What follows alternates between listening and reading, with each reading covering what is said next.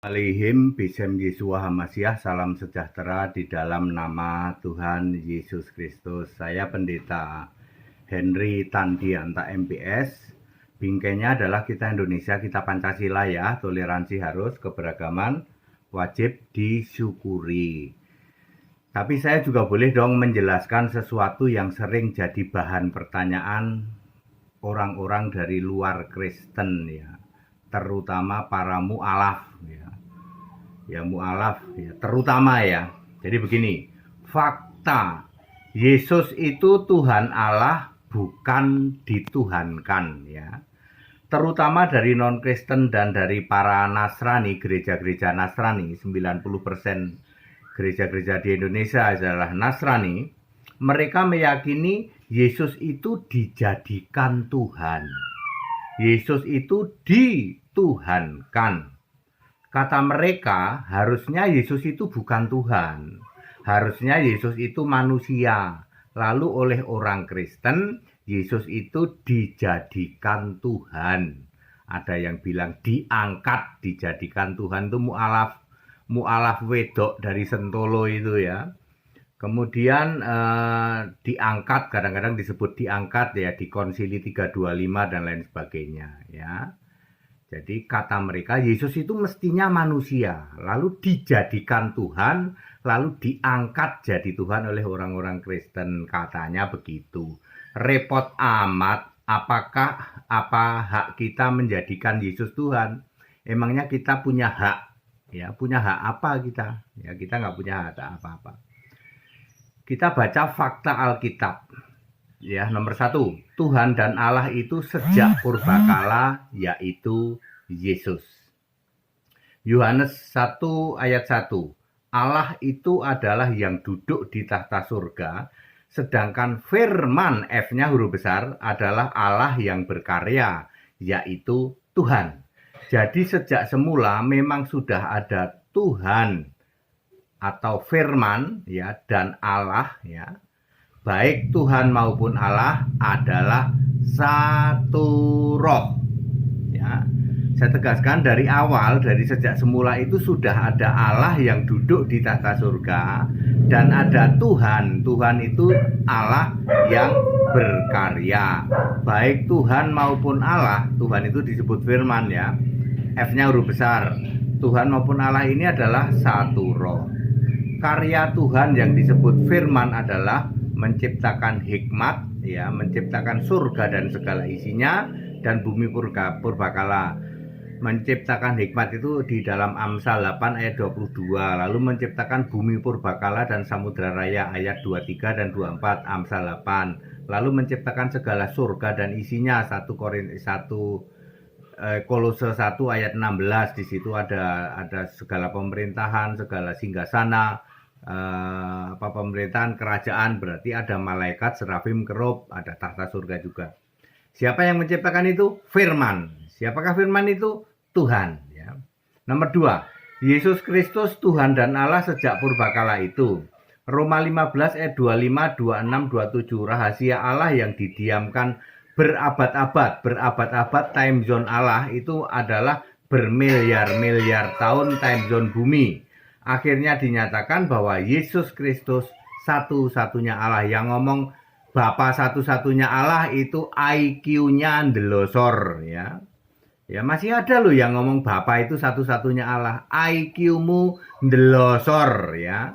Makanya yang masih ngomong Bapa itu satu-satunya Allah lebih rendah dari setan. Ya, Yakobus 2 ayat 19 kan setan bilang satu Allah. Lah kalian Tritunggal, sejak kapan Bapa jadi Allah? Nggak pernah ada Bapa jadi Allah. IQ-mu ndelosor ya, lebih rendah dari setan ya. Yang meyakini Allah itu Bapa lebih rendah dari setan, tak kasih tahu.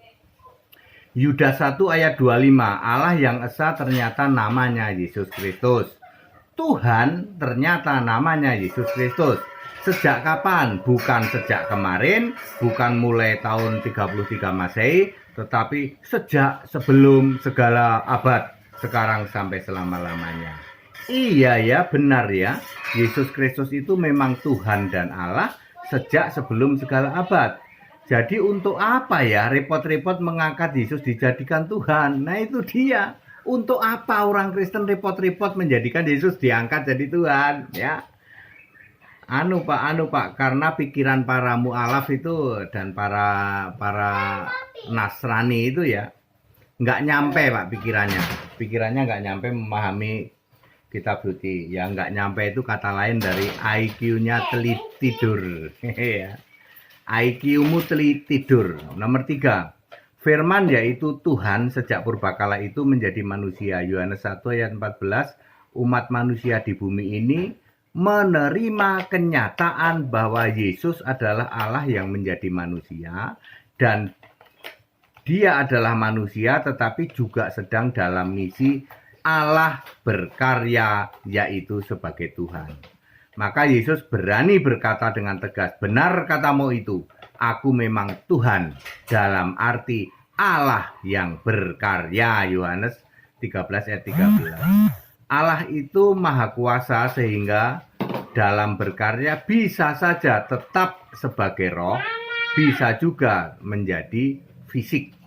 Yesus manusia adalah Tuhan yang fisik, sebab hanya satu kali itu Allah berkarya menjadi fisik. Kesimpulan, manusia di bumi menerima kedatangan Allah yang menjadi manusia yang namanya Yesus. Itu adalah Allah berkarya menjadi Tuhan yang fisik manusia. Ya, Allah bisa berkarya menjadi Tuhan yang tidak fisik. Contohnya Yahweh, ya itu anak domba, terus dan lainnya nanti. Nanti setelah bangkit, otomatis kembali lagi menjadi Tuhan yang roh, yaitu Allah kembali lagi jadi firman yang adalah Allah. Wahyu 19 ayat 13. Kristen tidak perlu repot-repot mengangkat Yesus dijadikan Tuhan. Astagfirullah.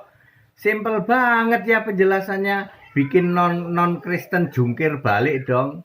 Iya, makanya ayo dibangunin tuh IQ kamu yang tidur itu, bangunin, ayo ya.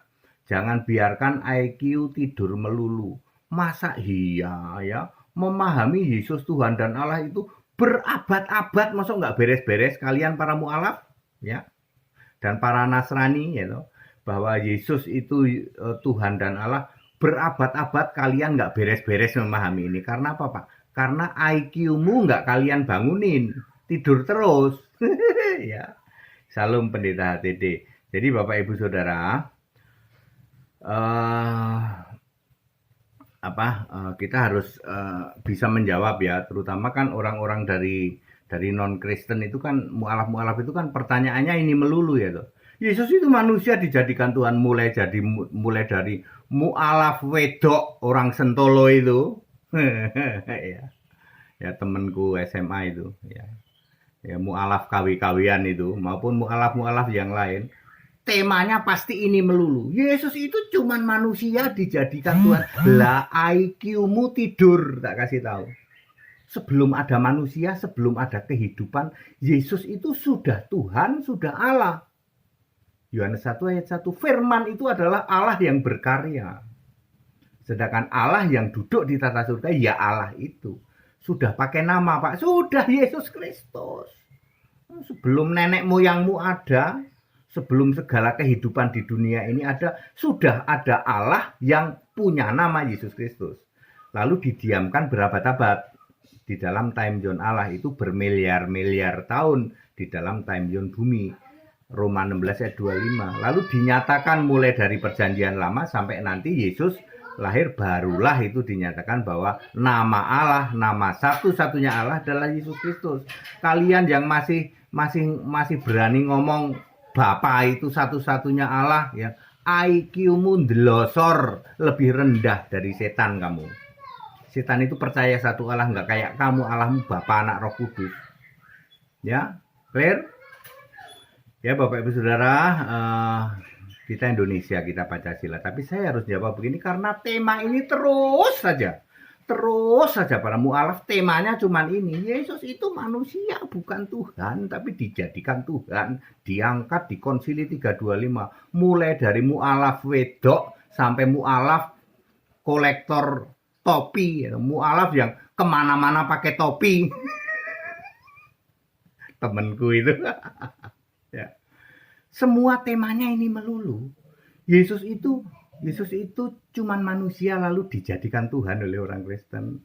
Ya sorry ya, ngapain kita repot-repot ngangkat Yesus jadi Tuhan? Sejak dari semula, sebelum nenek moyangmu hidup, sebelum manusia ada, Yesus itu sudah Tuhan, sudah Allah. Ini 90% pendeta Romo nggak ngerti ini, makanya jangan tanya ke dia.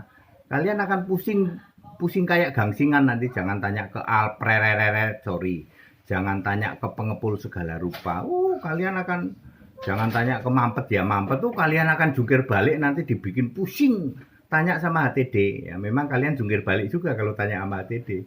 Tapi jungkir baliknya lega, udah bisa dapat jawaban ya. Seperti sekarang ini, jadi Yesus itu memang sudah Tuhan, sudah Allah dari kapan? Dari sebelum segala abad. Jadi ngapain dong orang Kristen repot-repot ngangkat Yesus jadi Tuhan? Nggak perlu ya.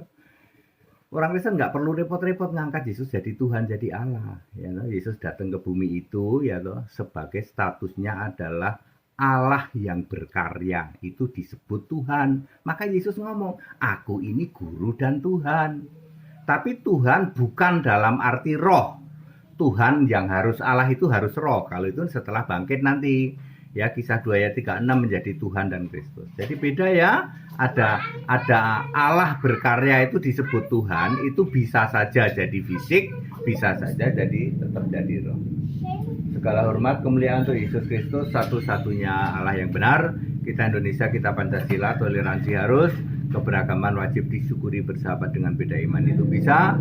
Kalau toh dalam kehidupan sehari-hari kita mendapati kenyataan, loh kok keimanan kita tidak sama, ya nggak apa-apa, toh kita bisa hidup bersama-sama. Ayo saling menghargai, saling menghormati, jangan hujat, jangan caci maki.